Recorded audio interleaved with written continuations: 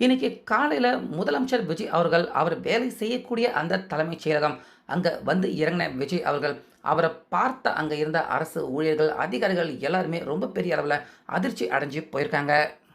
அது மட்டும் கிடையாது. மத்தியானம் அவரு சாப்பிட்ட சாப்பாடு, அந்த சாப்பாடு அதையுமே பார்த்த அங்க இருந்த அதிகாரிகள் எல்லாருமே ரொம்ப பெரிய அளவுல ஷாக். அப்படி இன்னைக்கு முதலமைச்சர் விஜய் அவர்கள் அந்த தலைமைச் செயலகத்துக்கு வர்றப்ப ஏன் அரசு ஊழியர்கள் எல்லாருமே அதிர்ச்சி அடைஞ்சாங்க? மத்தியானம் அவர் சாப்பிட்ட சாப்பாடு தான் என்ன? எதுக்காக ஊழியர்கள் எல்லாருமே அதிர்ச்சி அடையணும்? அப்படிங்கிற ஃபுல் டீட்டெயில் எல்லாத்தையுமே இப்போ பார்த்துரலாம். அதனால வீடியோவ ஸ்கிப் பண்ணிடாதீங்க. அப்படியே பாருங்க. இன்னைக்கு காலையில கிட்டத்தட்ட 9 மணிக்கு முன்னாடியே பார்த்தீங்கன்னா, விஜய் அவர்கள் அவருடைய வீட்ல இருந்து புறப்பட்டு தமிழக அரசு தலைமைச் செயலகத்துக்கு விஜய் அவர்கள் வந்துட்டாரு. அவர் வர்றப்ப பார்த்தீங்கன்னா, அந்த இடத்துல ஏறக்குறைய வேலை செய்ய வேண்டிய அதிகாரிகள் அவங்களே கிட்டத்தட்ட பாதி பேருக்கு மேல வரல.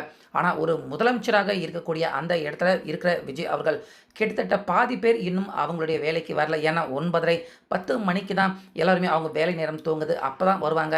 இன்னும் ஒரு படி மேல பார்த்தீங்கன்னா, முதலமைச்சர் அப்படிங்கிறவரு ரொம்ப லேட்டா 10:30, 11 மணிக்கு தான், இன்னும் 12 மணிக்கு தான் முதலமைச்சர் அப்படிங்கிறவரே தலைமைச் செயலகத்துக்கு இத்தனை வருஷமாக நம்ம திராவிட மாடல் முதலமைச்சர் இப்படிதான் இத்தனை வருஷமா அவர் வந்துட்டு இருந்திருக்காரு.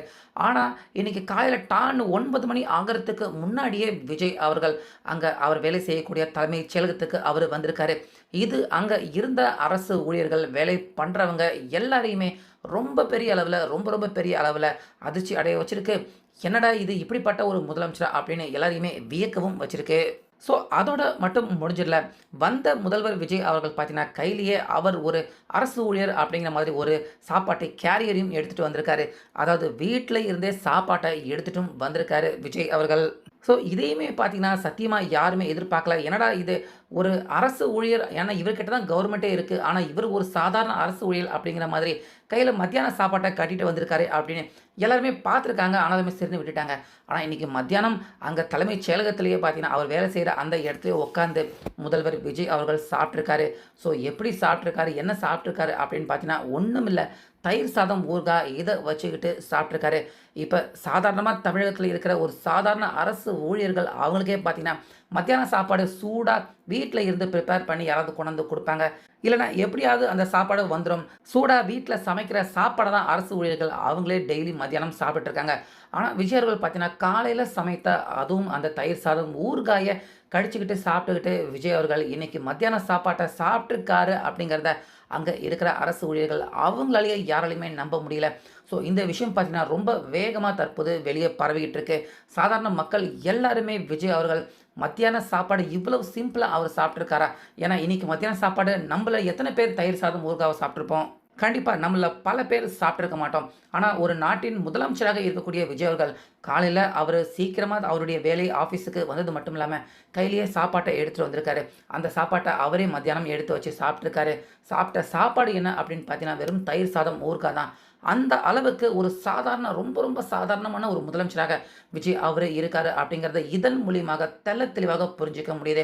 அது மட்டும் கிடையாது. தொடர்ந்து 3 நாட்களாக பார்த்தீங்கன்னா, சட்டசபையாக இருக்கட்டும், அதேபோல தலைமைச் செயலகமாக இருக்கட்டும், எல்லா இடத்துக்குமே காலையில 9 மணிக்கு முன்னாடியே விஜய் அவர்கள் வந்துடுறாரு. இது அரசு ஊழியர்கள் அவங்க எல்லாருக்குமே ரொம்ப பெரிய ஷாக். ஏன்னா முக்கியமான பெரிய அரசு ஊழியர்கள் எல்லாருமே பொறுமையா ஒரு 10, 10:30 மணிக்கு மேல தான் அவங்க லேட்டா தான் வருவாங்க.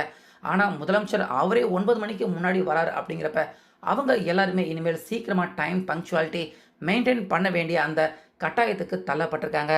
அது மட்டும் கிடையாது. சாயந்திரமும் பார்த்தீங்கன்னா, நீண்ட நேரம் வேலை பண்ணிட்டு தான் விஜய் அவர்கள் இத்தனை நாட்களாக அவர் வீட்டுக்கு புறப்பட்டு போயிருக்காரு. கிட்டத்தட்ட 5 மணி, 5:30 மணி வரைக்கும் தலைமைச் செயலகத்தில இருந்து என்னென்ன இருக்கு அப்படின்னு கேட்டு எல்லா வேலையுமே இருந்து முடிச்சுட்டு தான் அவருடைய வீட்டுக்கு முதல்வர் விஜய் அவர்கள் புறப்பட்டு போறாரு. இப்படிப்பட்ட ஒரு முதல்வரா, இப்படிப்பட்ட ஒரு மனிதனா அப்படின்னு இப்ப முதற்கட்டமாக அரசு ஊழியர்கள், அவர சுத்தி இருக்கிறவங்க, அந்த அதிகாரிகள், போலீஸ் எல்லாருமே முதல்வர் விஜய் அவர பார்த்து வியந்து போய்க்கிட்டு இருக்காங்க. முக்கியமா இன்னைக்கு மத்தியானம் சாப்பிட்ட அந்த தயிர் சாதம், ஊறுகாய் இது ரொம்ப பெரிய அளவுல தற்போது அதிர்ச்சி அடைய வச்சிருக்கு. அதிகாரிகள மட்டும் இல்ல, இந்த விஷயத்தை கேள்விப்படுற தமிழக மக்கள் எல்லாருக்குமே அதிர்ச்சி தான். அந்த வகையில நிச்சயமாக விஜய் அவர்கள் தமிழ்நாட்டு மக்கள் எல்லாருக்குமே ஒரு நல்ல சிறப்பான ஆட்சி குடுப்பாரு அப்படிங்கிறது அவருடைய இந்த செய்கையில இருந்து பார்க்குற நம்ம எல்லாருக்குமே தோணுது. இத பத்தி உங்க கருத்த கமெண்ட்ல சொல்லுங்க.